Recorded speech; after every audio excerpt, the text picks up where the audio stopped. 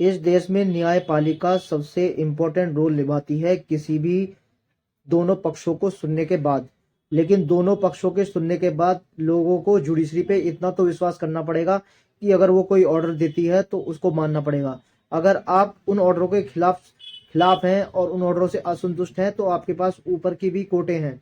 लेकिन एक तरफा इस तरह की अपनी मंशा बनाने के बाद कि आप पुलिस फोर्स पे ही हमला कर दें या फिर सरकार की आबरू पर अगर आप हमला करते हैं तो फिर निश्चित तौर पर यह मान लीजिए कि आपने अपनी जान को दावत दे दी है।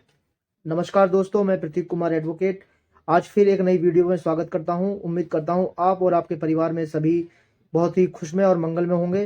दोस्तों, मैं हर एक वीडियो में आप सबसे रिक्वेस्ट करता हूं कि मेरी वीडियोस अगर आपको पसंद आती हैं तो मेरे चैनल को सब्सक्राइब करें, मेरे वीडियोस को लाइक करें, कमेंट करें, शेयर करें और नोटिफिकेशन बेल आइकन को ऑन करें ताकि आपको वीडियोस को नोटिफिकेशन आपको मिलते रहें। और वीडियोस पे कमेंट भी करें ताकि कुछ भी जानकारी हो मैं आपको देता रहूं। दोस्तों, जिस तरह से हम देख रहे हैं लगभग 24 घंटे से जो उत्तराखंड में हल्द्वानी का जो मामला है, हल्द्वानी में जिस तरह की घटना सबके सामने आई, ये बहुत ही चिंताजनक है कि एक जुडिशियल ऑर्डर के बाद इतना बड़ा बवाल और हंगामा हो गया कि वहां के मुख्यमंत्री को जो भीड़ की आड़ में दंगा फैला रहे हैं या फिर कोई भी माहौल खराब कर रहे हैं, उन्हें देखते ही गोली मारने के आदेश दिए गए। लेकिन इतनी बड़ी नौबत आई क्यों? इतनी बड़ी नौबत आती है कि जब एक मामला है जिसको अवैध मस्जिद को गिराने की बात जब आती है, मस्जिद जो होती है जो अतिक्रमण अवैध है उसको जब गिराने की बात आती है तो हाईकोर्ट उस ऑर्डर को पिटीशन को खारिज कर देता है और ऑर्डर जो है वो नगर निगम के पक्ष में करता है। इस चीज को लेकर नगर निगम जब अवैध निर्माण को वहां गिराने जाती है और जो नमाज जहां लोग पढ़ते हैं जब उसकी सीलबंदी कर देती है तो उसके बाद क्या होता है कि जब पुलिस फोर्स की टीम नगर निगम के साथ वहां पहुंचती है तो वहां पर जो है माहौल खराब करने वाले जो लोग हैं उन्होंने पुलिस फोर्स और नगर निगम की टीम पर हमला कर दिया।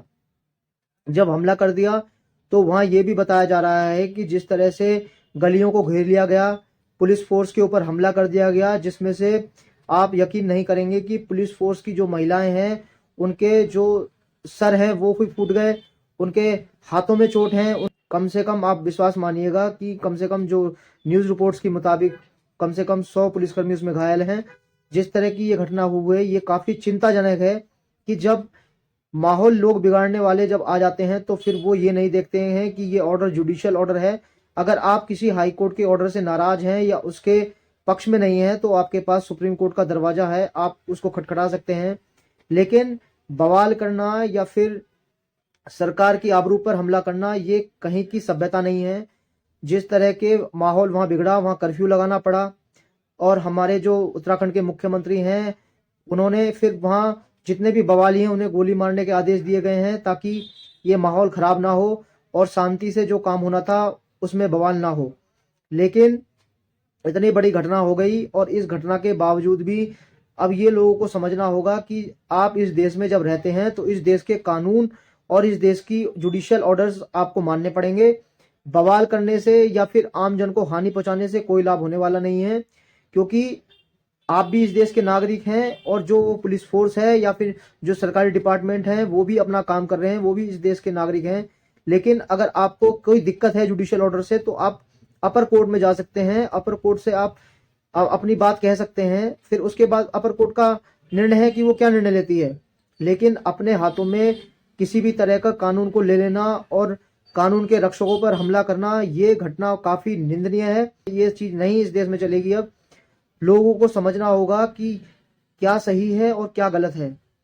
किसी के भी बहकावे में आकर किसी की भी बातों को मानकर एकदम से पत्थरबाजी कर देना या फिर आम जन को हानि पहुंचाना, पुलिस फोर्स को हानि पहुंचाना, ये बहुत ही गलत है। अब जिस तरह के उत्तराखंड के जो मुख्यमंत्री हैं उन्होंने सख्त अपना निर्णय लिया है कि सीसी फुटेज में जो भी रिकॉर्डिंग्स हुई हैं उन रिकॉर्डिंग्स के मुताबिक जिन्होंने भी पत्थरबाजी करी है, जिन्होंने भी हमले किए हैं, उनकी पहचान कर करके अब उनकी गिरफ्तारियां हो रही हैं। और ये मामला इसलिए गंभीर भी है क्योंकि इसमें हानि डायरेक्ट गवर्नमेंट को हुई है, इसमें गवर्नमेंट के कर्मचारियों पर हमला हुआ है। तो इस तरह के जो कानून है अपने हाथ में नहीं लेने चाहिए। मैं सभी से रिक्वेस्ट करूंगा कि कानून का पालन करें। जुडिशियल कोई भी ऑर्डर करती है वो बहुत सोच समझ कर करती है, कानून के दायरे में रहकर करती है। वो एक तरफा ये नहीं है कि आपके एक तरफा ऑर्डर करेगी। वो दोनों को पक्षों को सुनने के बाद जो जुडिशियल बेसिस पे जो कानून के मुताबिक ऑर्डर हो सकता है, ऑनरेबल हाई कोर्ट और सुप्रीम कोर्ट जो है वो काफी सोच समझ कर निर्णय देती हैं, क्योंकि उन्हें पता होता है कि उनकी जो उम्मीदें हैं आम जन पर टिकी हुई हैं। आम जन की उम्मीद कोर्टों पे इसलिए जुड़ी हुई है क्योंकि वो जानते हैं कि ये एक न्याय का दरवाजा है। जब आपकी बात कोई नहीं सुनेगा तो एक जुडिशियल ही है जो स्टैंड करेगा आपके लिए। तो मैं उम्मीद करता हूं दोस्तों कि माहौल को खराब ना करें। मैं सभी से रिक्वेस्ट करूंगा कि हल्द्वानी में जो भी घटना हो रही है उसे शांतिपूर्ण बनाएं, और रिक्वेस्ट मैं ये भी करूंगा कि किसी की बातों में और बहकावे में ना आए, वहां शांति बनाए रखें, क्योंकि आप शांति बनाए रखेंगे तो किसी भी आम जन को कोई हानि नहीं होगी, क्योंकि ये सब आपके अपने हैं और अपनों को कभी भी चोट नहीं पहुंचाई जाती है। उम्मीद करता हूं मेरी ये वीडियो आपको पसंद आई होगी। अगर मेरी वीडियो आपको पसंद आई है तो आपसे रिक्वेस्ट है मेरे चैनल को सब्सक्राइब करें, मेरे वीडियोस को लाइक करें, और चैनल पे जो मेरी वीडियोस हैं उन वीडियोस पे कमेंट करें, ताकि कोई और भी वीडियो किसी जानकारी पे हो जिससे आपको कुछ सीखने को मिले, सलाह मिल सके, मैं उसमें ज़रूर आपकी मदद करूंगा। तो अब मैं इस वीडियो से विदा लेता हूँ। बहुत बहुत धन्यवाद।